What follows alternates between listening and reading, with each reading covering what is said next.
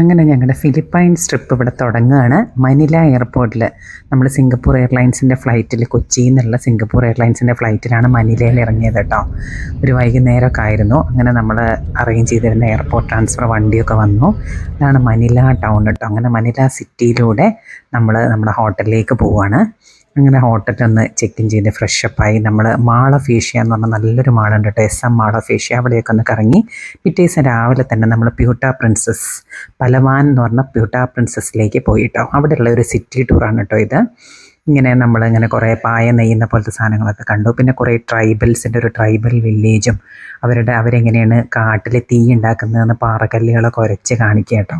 Tribals അവരുടെ അതേ ഡ്രസ്സിൽ വന്നിട്ട് ഒരു ഗ്രൂപ്പ് കുറേ ട്രൈബൽസ് ഉണ്ട് കേട്ടോ. അവരുടെ കൂടെ നമുക്കൊന്ന് ഫോട്ടോ എടുക്കാൻ പറ്റും. പിന്നെ പാമ്പിനെയൊക്കെ കഴുത്തിൽ ചുറ്റിയിട്ട് ഫോട്ടോ എടുക്കാനോ അങ്ങനെയൊക്കെ പറ്റും കേട്ടോ. അങ്ങനെ അവരവിടെ തീ ഉണ്ടാക്കുന്നതും അവരുടെ ഓരോ ട്രഡീഷൻസും കാര്യങ്ങളൊക്കെ നമുക്ക് കാണിച്ചു തരും. അവരുടെ സെയിം അവിടെ യൂസ് ചെയ്യുന്ന അതേ ഡ്രസ്സിൽ കുറേ ആൾക്കാർ കണ്ടുവരിക്കുന്നത്. അങ്ങനെ നമുക്കതൊക്കെ അവരുടെ എല്ലാ ട്രഡീഷൻസും ഒക്കെ കേൾക്കാം. അവരുടെ ഭാഷ നമുക്ക് ട്രാൻസ്ലേറ്റ് ചെയ്ത് തരാൻ വേറൊരു ലേഡി ഉണ്ട് കേട്ടോ. പിന്നെ ഈ സിറ്റി ടൂറിൻ്റെ ഭാഗമായിട്ട് തന്നെ ഹിൽ റേഞ്ചസ് എന്നൊക്കെ പറഞ്ഞ് ഒരു വ്യൂ പോയിൻ്റ് ഉണ്ട്. അവിടെ നിന്ന് ഇങ്ങനത്തെ 1-2 റൈഡുകളൊക്കെ ഉണ്ട് കേട്ടോ.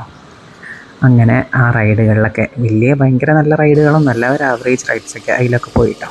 അങ്ങനെ സിറ്റി ടൂറൊക്കെ കഴിഞ്ഞതിന് ശേഷം നമ്മൾ ഈവനിങ്ങിൽ നമുക്ക് മിന്നാമിന്നികളെ കാണാൻ പോവാണ് കേട്ടോ. മിന്നാമിന്നികളെ കാണാനുള്ള ഫയർഫ്ലൈ വാച്ചിങ് ടൂറാണ്. നല്ല ഭംഗിയുള്ള ഒരു റിവറിലൂടെ നമ്മളൊരു ബോട്ട് യാത്രയാണ് കേട്ടോ. വൈകുന്നേരം ഒരു ബോട്ട് യാത്ര. പിന്നെ ഇങ്ങനെ കുറേ കണ്ടൽ കാടുകളുണ്ട്, മാംഗ്രൂവ് ഫോറസ്റ്റ്. ആ മാംഗ്രൂവ് ഫോറസ്റ്റിൻ്റെ ഇടയിൽ കൂടി നമ്മളെ ഒരു ബോട്ടിൽ ഇങ്ങനെ കൊണ്ടുപോകും കേട്ടോ. രാത്രിയാകുമ്പോൾ സൺസെറ്റിൻ്റെയൊക്കെ നേരത്ത്. അതായത് ഈ വലിയ ബോട്ട് നിർത്തിയിടും. പിന്നെ നമ്മളിങ്ങനത്തെ ചെറിയ കയാക്കിംഗ് ബോട്ട് പോലത്തെ ബോട്ടിലാണ് ഈ മാംഗ്രൂവ് ഫോറസ്റ്റിൽ കൊണ്ടുപോകും കേട്ടോ.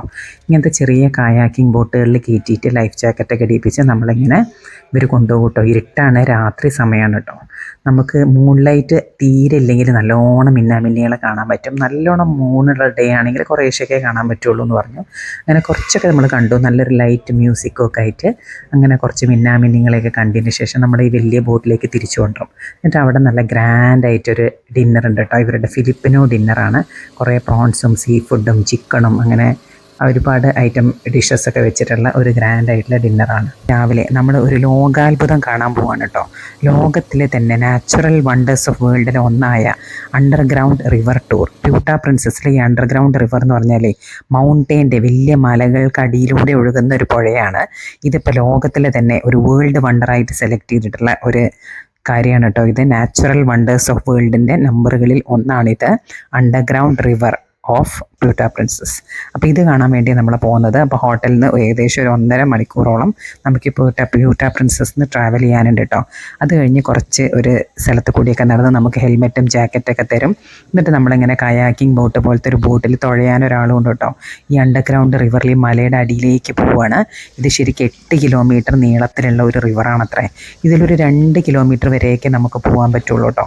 നമ്മൾ അവർക്ക് സേഫ്റ്റി മെഷേഴ്സായിട്ട് നമുക്കവർ ഹെൽമെറ്റും ഒക്കെ തരുന്നുണ്ട്, ജാക്കറ്റും ഒക്കെ തരുന്നുണ്ട് കേട്ടോ. നിറയെ ബാറ്റുകളാണ്. ഒരു പ്രത്യേക ശബ്ദം കേട്ടോ. നമ്മൾ ഉള്ളിലേക്ക് കയറുമ്പോൾ ഈ ബാറ്റുകളുടെ കൂക്കലും ഫുള്ള് ഇരുട്ടുമൊക്കെ തുടങ്ങും കേട്ടോ.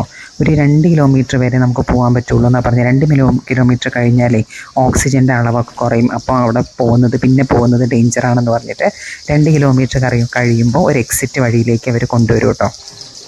അങ്ങനെ നമ്മളിങ്ങനെ പോകാൻ തുടങ്ങി. നല്ല ഇരുട്ടാണ് കേട്ടോ. ഈ നമ്മൾ ബോട്ട് തുഴയുന്ന ആളുടെ ആ ടോർച്ചിൻ്റെ വെളിച്ചം മാത്രമേ ഉള്ളൂ. ഇടയ്ക്ക് ഞങ്ങൾക്ക് അതിൽ ടോർച്ച് ഓഫാക്കി കാണിച്ചു. നല്ല കുരിരുട്ട്. അതിൻ്റെ ഇടയിലാണെങ്കിൽ ഈ ബാറ്റുകളുടെ ശബ്ദം, ഈ വവ്വാലുകളുടെ ചിറകടിയുടെയും അവരുടെ കൂരുകളുടെയും ശബ്ദം മാത്രമേ ഉള്ളൂ. പിന്നെ ഫുള്ള് ഇത് നാച്ചുറലി ഉണ്ടായതാണത്രേ. ഫുൾ ലൈം സ്റ്റോണുകളൊക്കെ വന്ന് അടിഞ്ഞ് കാൽഷ്യവും ലൈം സ്റ്റോണും ഡെപ്പോസിറ്റ് ചെയ്തിട്ട് തന്നെ ഉണ്ടായ ഒരു വേൾഡ് വണ്ടറാണ്. അങ്ങനെ ഉണ്ടായ ഒരു മലയാണ് കേട്ടോ ഇത്. ഇതിൻ്റെ അടിയിലൂടെ ജസ്റ്റ് നമുക്കിങ്ങനെ തലമുട്ടാണ്ട് പോകാനുള്ളൊരു സ്ഥലമേ ഉള്ളൂ ചില ഭാഗങ്ങളിലൊക്കെ കേട്ടോ. നിറയെ വവ്വാലുകളാണ്. അവർ ആദ്യം തന്നെ പറയും നമ്മളോട് മുകളിലേക്ക് നോക്കരുത്, മുകളിലേക്ക് നോക്കിയാൽ വായിൽ എന്തെങ്കിലുമൊക്കെ വീഴും, വവ്വാൽ ഡ്രോപ്പിങ്സ് വീഴാൻ നല്ല ചാൻസ് ഉണ്ട് എന്നൊക്കെ പറഞ്ഞു കേട്ടോ. അതുകൊണ്ട് എല്ലാവരും ഹെൽമെറ്റ് വെച്ച് സ്ട്രെയിറ്റ് ആയിട്ട് നോക്കുക എന്നാണ് പറഞ്ഞത്. പിന്നെ ഇങ്ങനെ ഒരുപാട് ലൈം സ്റ്റോണുകൾ പല ആകൃതിയിൽ നിന്നിട്ടേ ഇവർക്ക് ഓരോ വിശ്വാസങ്ങളാണ്. പല രൂപങ്ങളായിട്ട് ഇവർ പറയട്ടോ. മെർമെയ്ഡിൻ്റെ രൂപം, ബ്യൂട്ടിഫുൾ ലേഡി, അങ്ങനെ സ്റ്റാലക്ടൈറ്റ്സിൻ്റെ, അങ്ങനെ ഓരോരോ രൂപങ്ങളോടുള്ള സാദൃശ്യമൊക്കെ ഇവർ പറഞ്ഞു തരും കേട്ടോ നമുക്ക്. ഇയാൾ തന്നെയാണ് ഗൈഡ് ബോട്ട് ഡ്രൈവർ. ഇടയ്ക്കിടയ്ക്ക് നമുക്കിങ്ങനെ ഇയാൾ ഫിംഗേഴ്സ് കൊണ്ടും ടോർച്ച് കൊണ്ടൊക്കെ ഇങ്ങനെ കാണിച്ചിട്ട് ഇങ്ങനെ ഓരോ രൂപങ്ങളുണ്ടായതും ഒക്കെ നമുക്ക് കാണിച്ചു തരും. ഭയങ്കര ഒരു എക്സ്പീരിയൻസ് ആണ് കേട്ടോ ഇത്. ഈ സൗണ്ടും ഈ ഇഫക്റ്റൊക്കെ കൂടിയായിട്ട് നമുക്ക് ശരിക്കും ഈ ഒരു ഹോളിവുഡ് മൂവി, ഒരു ഇംഗ്ലീഷ് മൂവിയിലൊക്കെ എന്തോ മിസ്റ്റീരിയസ് ആയിട്ട് ചെയ്യാൻ പോകുന്ന ഒരു ഗുഹയിലേക്കൊക്കെ പോകുന്ന ഒരു ഫീലിംഗ് ആണ് കേട്ടോ. ശരിക്കും ഒരു പ്രേതാലയത്തേക്കൊക്കെ പോകുന്ന ഒരു ഫീലിംഗ് ഒക്കെ കിട്ടും. നല്ല ഒരു അഡ്വഞ്ചറസ് ആയിട്ടുള്ള സാധനമാണ്. അപ്പോൾ എന്തായാലും ഫിലിപ്പൈൻസിൽ പോവുകയാണെങ്കിൽ ഈ അണ്ടർഗ്രൗണ്ട് റിവർ ടൂർ ഒരു മസ്റ്റ് ട്രൈ ആണ് കേട്ടോ. നല്ല കിഡിലൻ എക്സ്പീരിയൻസ് ആണ്. ഏകദേശം 1 മണിക്കൂറോളം നമ്മൾ ഈ ബോട്ടിൽ യാത്ര ചെയ്യും. ഒരു 2 കിലോമീറ്ററോളം ദൂരം കേട്ടോ. കണ്ടില്ലേ ഇങ്ങനെ തൂങ്ങി നിൽക്കുന്നതും ഇങ്ങനെ ഒരുമാതിരി ശരിക്കും ബാറ്റിൻ്റെ ഷേപ്പിൽ തൂങ്ങി നിൽക്കുന്ന ഈ ലൈം സ്റ്റോൺ കൊണ്ട് തന്നെ ഉണ്ടായതാണ് കേട്ടോ. ഓപ്പോസിറ്റ് സൈഡിൽ നിന്ന് ഇങ്ങനെ ഓരോ ബോട്ടുകൾ വരുന്നതും അതിൻ്റെ ടോർച്ച് വെളിച്ചമൊക്കെ നമുക്ക് കാണാം. ഈ ടോർച്ച് വെളിച്ചങ്ങളല്ലാതെ വേറൊന്നും അതിനകത്തില്ല കേട്ടോ. ഫുള്ളിരുട്ടാണ്. ഭയങ്കര അടിപൊളി എക്സ്പീരിയൻസ് ആണ്. ഇടയ്ക്കിടയ്ക്ക് ഹെൽമെറ്റിൻ്റെ മുകളിലേക്കൊക്കെ ഓരോ തുള്ളികൾ ഒറ്റുന്നതൊക്കെ നമുക്ക് ഫീൽ ചെയ്യും. ഏതായാലും ഞങ്ങൾ തലയൊന്നും ഫുള്ള് പൊക്കി നോക്കിയില്ല, അതുകൊണ്ട് തന്നെ വായിക്കൊന്നും ആർക്കും കിട്ടിയില്ല കേട്ടോ. അങ്ങനെ ഗുഹയുടെ ഉള്ളിൽ കൂടി ഫുള്ള് നടക്കും, കുറേ കറങ്ങി നല്ല രസമായിട്ട് ഫുള്ള് അതിൻ്റെ ഹിസ്റ്ററിയും ഒക്കെ പറഞ്ഞു തരും കേട്ടോ. അങ്ങനെ ഓരോ ഇതിൻ്റെ ഫോർമേഷൻസും എങ്ങനെയാണെന്നുള്ളതും ഇതൊക്കെ ഇതിൻ്റെ ആകൃതികളാണെന്നുള്ളതും ഇവരുടെ അതിൻ്റെ പിന്നിലുള്ള വിശ്വാസങ്ങളും അങ്ങനെ ഓരോ കഥകളൊക്കെ പറഞ്ഞുകൊണ്ടാണ് നമ്മൾ പോകുന്നത്. നല്ല രസമാണ് കേട്ടോ. ഫുള്ളി ടോർച്ചിൻ്റെ വെളിച്ചം മാത്രം.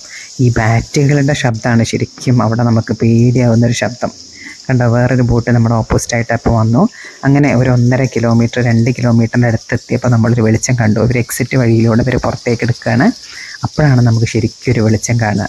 അങ്ങനെ നമ്മൾ പുറത്തേക്ക് പോകും. അവിടേക്ക് ശരിക്കും ഭയങ്കര ഇടുങ്ങിയ വഴിയാണ്, തലയൊക്കെ തട്ടാണ്ട് സൂക്ഷിച്ച് താഴ്ത്തി പോകാൻ അയാൾ പറയും. അങ്ങനെ നമ്മൾ അഡ്വഞ്ചറസ് ആയിട്ട് ഈ അണ്ടർഗ്രൗണ്ട് റിവർ ടൂറൊക്കെ കംപ്ലീറ്റ് ചെയ്തു കേട്ടോ.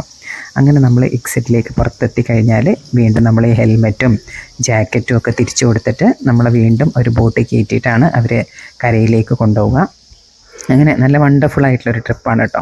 പിന്നെ ലോകത്തിലെ ഒരു അത്ഭുതം നമ്മൾ കണ്ടു എന്നും പറയാലോ.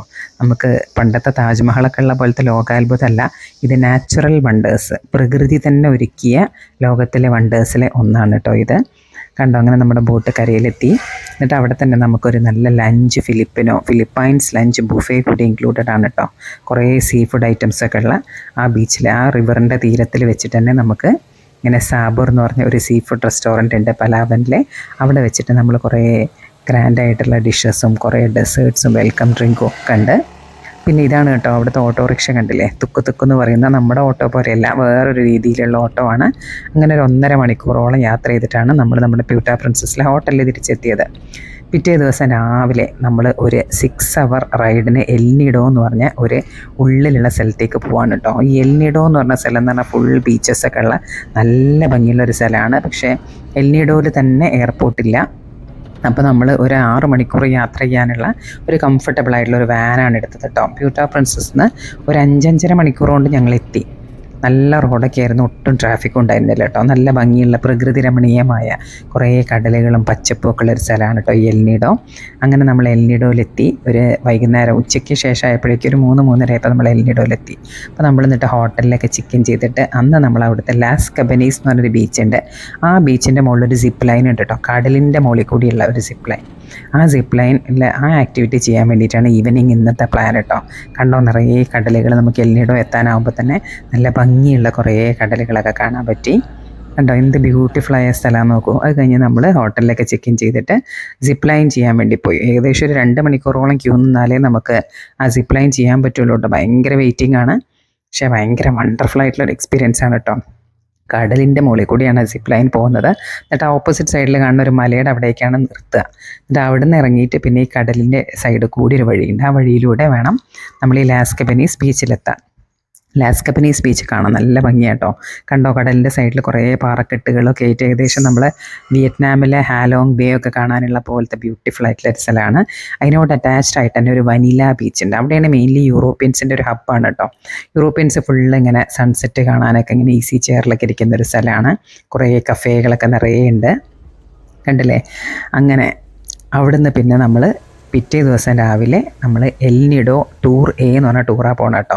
എൽനിഡോയിൽ അങ്ങനെ കുറേ ടൂറുകളുണ്ട്, ടൂർ എ ബി എന്നൊക്കെ പറഞ്ഞിട്ട്. ടൂർ എ ആണ് അതിൽ ഏറ്റവും നല്ലത്. കണ്ടോ, എന്ത് ഭംഗിയുള്ള ബീച്ചാണെന്ന് നോക്കി. ഇതാണ് 7 കമാൻഡോസ് ബീച്ച്. അങ്ങനെ 7 കമാൻഡോസ് ബീച്ചിൽ പോയി അവിടെ കുറച്ച് സ്നോർക്കലിങ്ങും സ്വിമ്മിങ്ങും ഒക്കെ ചെയ്യാൻ പറ്റും. പിന്നെ അങ്ങനെ ഓരോരോ ഏരിയാസിലേക്കായിട്ട് കൊണ്ടുപോകും. കുറേ സ്നോർക്കലിങ്ങും കുറേ മിസ്റ്റീരിയസ് ആയിട്ടുള്ള കേവ്സിൻ്റെ ഉള്ളിൽ കൂടിയുള്ള നീന്തലൊക്കെ. അവിടെയൊക്കെ നമുക്ക് സ്നോർക്കലിംഗ് ഒക്കെ ആയതുകൊണ്ട് ഫുൾ വീഡിയോ ഒന്നും എടുക്കാൻ പറ്റിയില്ല. പിന്നെ നമ്മൾ രാത്രി എൽനിഡോ എന്ന് കുറേ ഡെസേർട്ട്സ്, അവിടുത്തെ കുറേ ഫിലിപ്പൈൻസ് ഡെസേർട്ട്സ്, ഇതൊക്കെയാണ് കുറേ ലിച്ചി പ്ലാൻ എന്നൊക്കെ പറഞ്ഞിട്ടുള്ള ഒരു ഡെസേർട്ടാണ്. പിന്നെ കുറേ വെറൈറ്റി ഡെസേർട്ട്സും നല്ല ഫ്രഷ് ആയിട്ടുള്ള മാംഗോസൊക്കെ ഉണ്ട്, നമ്മൾ തായ്ലാൻഡിലേക്ക് പോലെ. അങ്ങനെ കുറേ വെറൈറ്റി സാധനങ്ങളൊക്കെ ട്രൈ ചെയ്തു.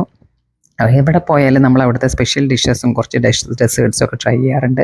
അതുപോലെ അവിടെ മാത്രം കാണുന്ന കുറേ ഫ്രൂട്ട്സും ഒക്കെ നല്ല ടേസ്റ്റി ആയിരുന്നു. അങ്ങനെ കുറേ പുഡിങ് ഐറ്റംസും ഡെസേർട്ട് ഐറ്റംസും ഒക്കെ അവിടുത്തെ ട്രൈ ചെയ്തു. നല്ല ഫ്രഷ് ആയിട്ടുള്ള മാംഗോയും ബ്രൗണിയും ഒക്കെ കഴിച്ച് പിറ്റേ ദിവസം നമ്മൾ തിരിച്ച് മനിലയിലേക്ക് തന്നെ പോയിട്ടോ. മനിലയിൽ പിന്നെ നമ്മൾ സിറ്റി ടൂറിൽ ഓഷ്യൻ പാർക്കൊക്കെ കണ്ടു, കുറേ വെറൈറ്റി ആയിട്ടുള്ള മനിലയിൽ ഡിജിറ്റൽ പാർക്കും കൂടി കണ്ടു.